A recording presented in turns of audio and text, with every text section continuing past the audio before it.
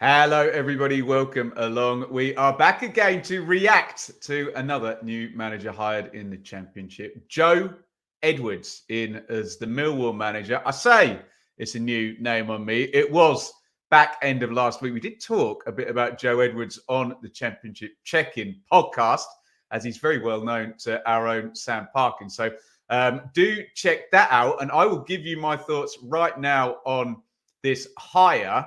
It's an interesting one, isn't it? Joe Edwards, only 37 years old. So this trend of manager age is just coming down at Championship level. Owners, sporting directors, etc., are willing now to trust younger managers rather than, at times we've had just the merry-go-round and the same old pairs of safe hands employed.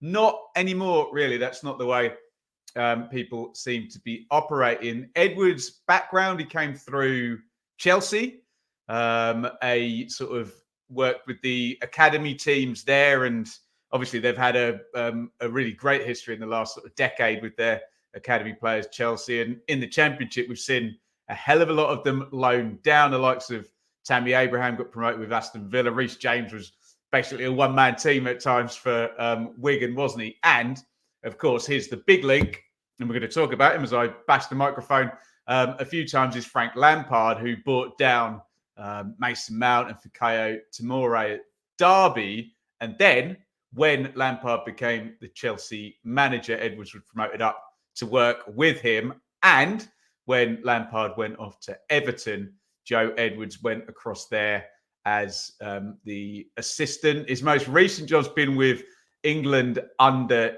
20s, which makes me want to talk more about Steve Cooper than Frank Lampard, because we've seen this as well, England representative managers. Now, the big caveat there is the comparison is far less valid than it is with Steve Cooper, who obviously did, I think, 2 different age groups for a good few years and won a major tournament, whereas Edwards was in there for a much shorter term with the England under 20s. But that is the caliber of Edwards at 37. And it's they're just that when I was growing up watching football, you just didn't get a 37-year-old with that amount of experience. If they were 37, they would have been an ex-player who'd literally just finished and had no experience of management, but obviously a load of knowledge from playing and, whatever they'd picked up from who they'd worked under, etc. But we do have these type career coaches now, and I've got names written down here on my pad. McKenna, Martin, Schumacher, Danny Roll, I think, is even younger as well. The Championship,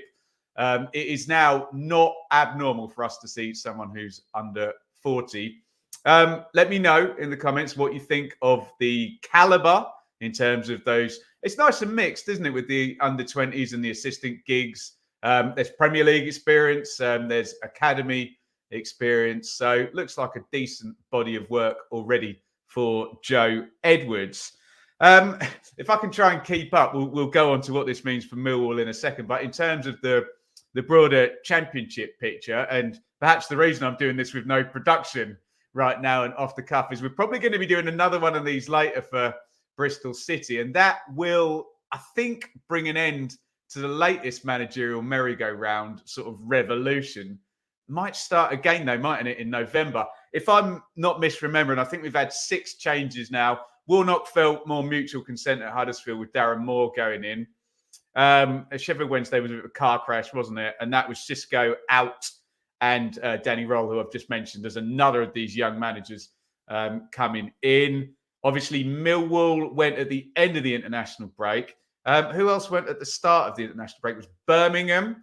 That was, I guess, more a new ownership wanting their guy in, with John Eustace going out and Wayne Rooney coming in. We got this job come up at the end of the international break, didn't we? And then we had a double whammy after we got back with QPR, Marty Cifuentes in for Gareth Ainsworth, and Bristol City. I may be doing another of these videos later today to talk about Liam Manning. And again, that would be right on brand if Liam Manning is indeed confirmed, as we expect he's going to be for that job.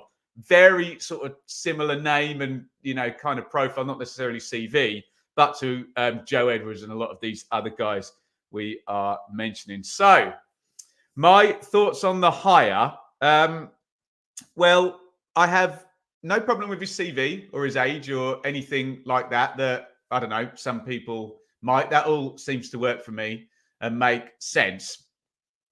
I always call Millwall a unique club, and I mean that with as much love as possible, because it is a sort of very unique club in terms of the philosophy of the supporters. I'm not disappearing up my backside saying this. Working its way through the manager and into the team. It is important, and I've been there so many times. I know what the Millwall fans want. It's very important that there's a close link between what happens on the pitch and what those supporters have at their core belief. And the core beliefs, I don't want to misrepresent Millwall fans, but are fight, punching your way, leaving it all out there. Those things are important to Millwall fans. And I think it's important that a manager has to kind of embrace that. And I guess that's been a bit of a bone of contention with Gary Rowett in that maybe they weren't throwing the first punch in the fight a lot of the time and kind of standing back and waiting to see what was coming with Gary Rowett. So the first thing I'll say is it's so important that the manager seeps in with the culture of the club and the fans at Millwall. And I probably wouldn't say that for many other clubs in the Championship. I'm trying to think off the top of my head. In fact, I would put Millwall at the top of that list of, you know, of that being a consideration for a manager and for the choice of a manager. So he's got to get that part of it right. But that would apply to anybody that went into Millwall, in my opinion. Let me know in the comments if you think I've mischaracterized that, or you agree or disagree, whichever way around. Now, there's a thing in football where, A, when you follow a manager who's been in there a long while, and B, when you follow a manager who's a bit pragmatic and a bit cautious, it can go wrong. It can be difficult. It's fairly blindingly obvious with the when they've been in there for a long while kind of side of the equation, because the people and the staff and the players, etc., they know how that manager wants things done, and almost becomes second nature over the years. I think Rowett was in nearly, when did he go in? 2019, end of 2019, I think. And so good 4 years, I think, for Rowett. So there's that side. And then there's the pragmatic side. And maybe it's a bit of a false equivalence, but I always remember, I'm an Ipswich fan, Mick McCarthy leaving Ipswich, and he'd set up a team of workmanlike players in the Championship with very simple instructions to hide their weaknesses and make them hard to beat. That was what he'd done. It wasn't rocket science, but good old Mick, as Millwall fans will probably not call him after the way he left back in the 90s, that was his thing. And he's been a very successful manager and had a great career from doing that. So I'm not criticising that. What I'm saying is, if a club and a squad is set up with straightforward instructions, and we think with Gary Rowett, it was first and foremost, what's your team shape? Where are you supposed to be? Where is the ball? Are you behind it? Unless we're building an attack of this nature, in which case you can get forward.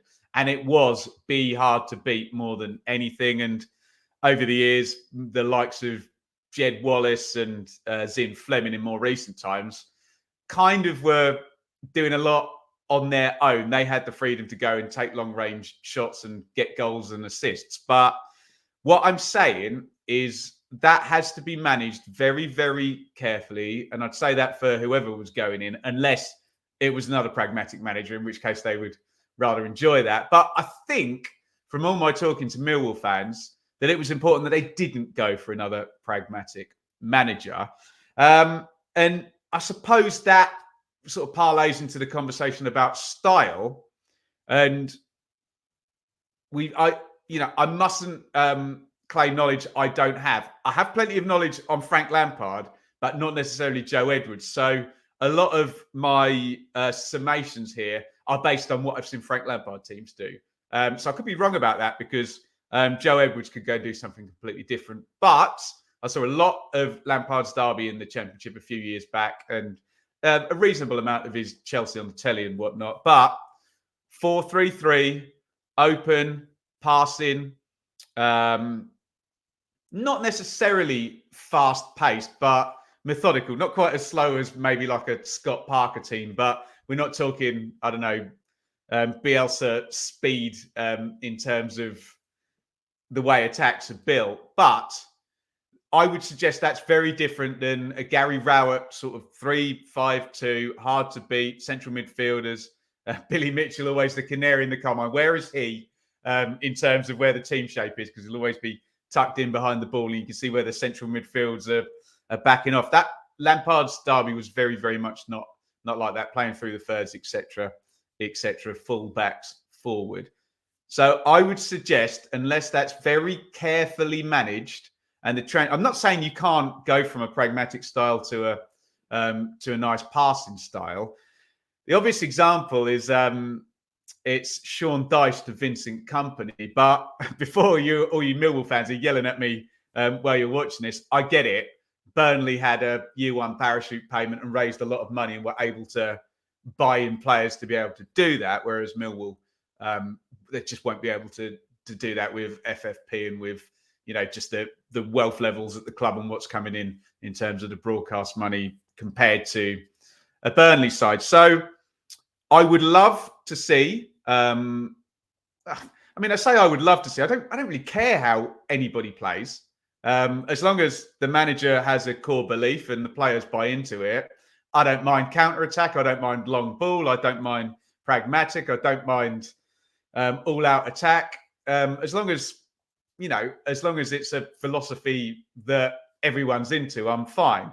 But I'd quite like to see what will happen in terms of moving from this Rowett style, because I think a lot of the Millwall fans, and again, you can tell me in the comments whether I'm right or not and speak for yourself, but my contention is sometimes I think the Millwall fans thought that they'd traded well and they had good players, but maybe in trying to be hard to beat, some of those players didn't really get to sing on the pitch, so to speak. So we'll see if that's the case. Obviously, there's a transfer window in January for Joe Edwards, which we'll see. Millwall have traded very cleverly and very, I wouldn't say frugally. That's not fair. They've just been smart. Always been smart since they've come up with their business, even down to not revealing fees and contract lengths and things of that nature. So I think he'll get backed. All I would suggest is, and Millwall fans aren't stupid, but we're not going to expect to see Millwall at the weekend. I think they got Sheffield Wednesday. Could be wrong about that. My bad if I am. We're not going to expect to see them line up in a 4-3-3 and play through the thirds immediately. It's got to be a gentle transition, if that is indeed what Joe Edwards is going to do. And I think it probably is, but that will remain to be seen. And it's not beyond the realms of possibility if he takes a look at the players and takes a view that might not happen until post-January. He might not be confident to do that until the summer. So we'll see how he manages it. But the guy is 37 and Millwall have been just outside the playoffs. So be under no illusions. This is a good job. If you can work the Oracle up 5 or 6 positions, you're in the playoffs, aren't you, in terms of Millwall generally from where they've been, apart from that one season with Neil Harris, I think they're 21st or something. But generally, they've been really sort of punching their weight. And, you don't want to throw this opportunity away. And Millwall have been very stable. So I think we know he will get time. So we'll see how Joe Edwards approaches it in terms of putting his sort of fingerprint on how they're going to play and how quickly that's implemented. Speaking of punching their weight, that's another thing that's always a bit of a struggle. We always talk about the financial chasms in the Championship, and Millwall have been a club that have bridged the gap really, really well. They've traded well. They've not overspent, and they've always kind of been best of the rest. We always know in the Championship, it's a bit depressing to say, but if the parachute teams perform, we know they'll be up in the top 6. And then it's generally the most organised. Who's got, you might get Coventry, who have a nice trend up and get to the playoff final. Huddersfield had a whirlwind season, get to the playoff final. Luton obviously did it and got to the Premier League. Otherwise, Millwall haven't quite been the bridesmaid, haven't they, rather than the bride. So they've punched their way well, and that does make it a slightly trickier job for Joe Edwards in respect of that maybe par for Millwall would be somewhere in the middle, but they always exceed par, don't they? They're 8th or 9th. And so what I'm saying is not that the expectations are inflated, but Millwall fans are used to challenging, if not in the top 10, or for the top 10. And maybe Gary Rowett was, say what you like about the style, in terms of the finances, I think it's inarguable that Millwall sort of punched. So the other thing I wanted to mention as well is this is James Berylson's, after the tragic death of John Berylson, the owner. It's his first kind of big call. Maybe that's why it's taken so long. Joe Edwards said in his interview I just seen on the Millwall Twitter feed that it was a kind of exhaustive process, and they've really what's the cliche? Left no stone unturned. There you go. So, yeah, it's an interesting one where this handover in such tragic circumstances and James Berylson making his first call, it's just another kind of little nuance that makes this an interesting hire and an interesting sort of story. So, look, that's my take. The best case scenario here for Millwall, we all know what it is, and it is that the Millwall fans, or a proportion of the Millwall fans, were right, that the shackles were on, and these players can play a bit more open, a little bit more front foot, a little bit more attacking than they have been. And they do that, and they win games, and they trend up. That's the best case scenario. I'm not saying to what extent, whether that means they're top 12, top 10, top 8, or what the Millwall fans all want, which is top 6. That would be, and again, I'll say it's no patronising knock to Millwall, but any non-parachute side getting into that top 6, I doth my cap, is all I will say. That's the best case scenario. The worst case scenario, I think I've already outlined it, is that you take a stable regime that was by nature pragmatic, and it's too complicated.